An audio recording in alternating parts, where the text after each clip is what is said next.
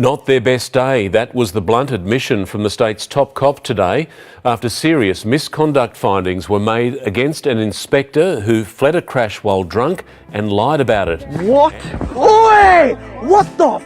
This so-called leg sweep forces the 16-year-old to the ground. He landed on his shoulder and the side of his face. I was out of town to find myself, a way to get myself out of this world. Howdy, howdy, howdy. From the south to the north, the east and the west, and all the way around the world, I am RJSMITH, and this is Crazy News Reacts, where I scour the globe for the weirdest, most unbelievable yet true crazy news videos and bring them to you right here every day for your viewing enjoyment. Now, this is your first time here, go ahead and hit that like button, maybe even subscribe, but if you do subscribe, you gotta turn on the notifications. Otherwise, how will you know when this psychopath is back on with a new video? So, today I am dealing with the New South Wales Police Department in Australia. That's comprised of Sydney and the surrounding area. One of the worst police corruption and police assault stations in the country, hands down. And I came onto it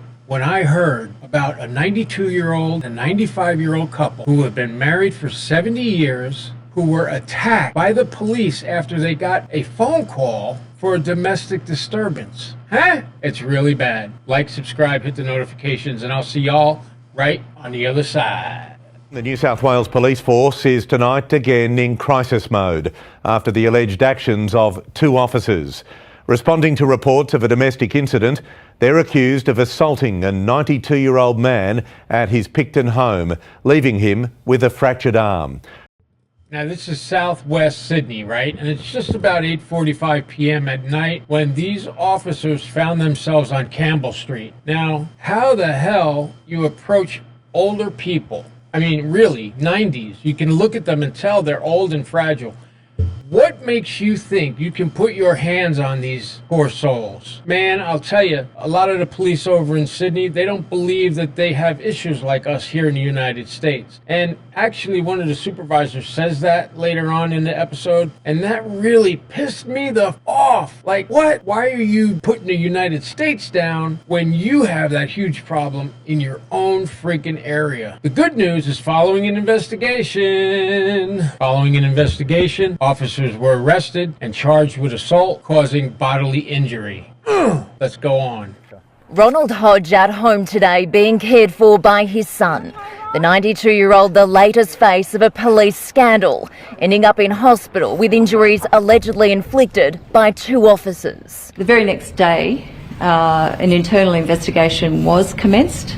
Those officers are currently suspended from duty. The incident happened on January 21, a Sunday night just before 9 p.m. Police receiving a 000 call from Ron's wife who suffers dementia. 2 minutes before officers turned up, she called again. On arrival, an altercation with Ron unfolded. He was arrested and handcuffed. The 92-year-old's right arm was fractured and his head and arms significantly bruised. Ron was never charged with domestic violence offences, but the officers, one a senior constable, were placed on desk duty while their body-worn camera footage was reviewed. Police were wearing body-worn video, and yes, I have seen it. I watched that video within the last hour. Wait a minute. She just reviewed it within the last hour, right before the press conference? You didn't read it or watch the video before you knew you had a press conference? That right there, my friends, is smoke signals going up from the Indian fire. Help, help, help, or attack, attack, attack. Something is definitely wrong with Sydney Police Force. Forget about it. I mean, it just is, right? Boy, you know, these cops, no matter where they are, whether it's in the US or Britain or Australia or wherever, they think they can do what they want. That just goes to show you, I have put so many videos here, guys, about this kind of stuff. Go back and look at them. This is happening all over the world. Let's continue. When 95-year-old Claire Nowland was allegedly tasered by Senior Constable Christian White. Today, Webb appeared not to know if better training practices had been adopted since. If there was recommendations out of that that we needed to act, then we certainly would have implemented those. Last night, the two officers were charged with assault occasioning actual bodily harm. One of them also hit with an extra charge of assault. They are now suspended with pay to face court.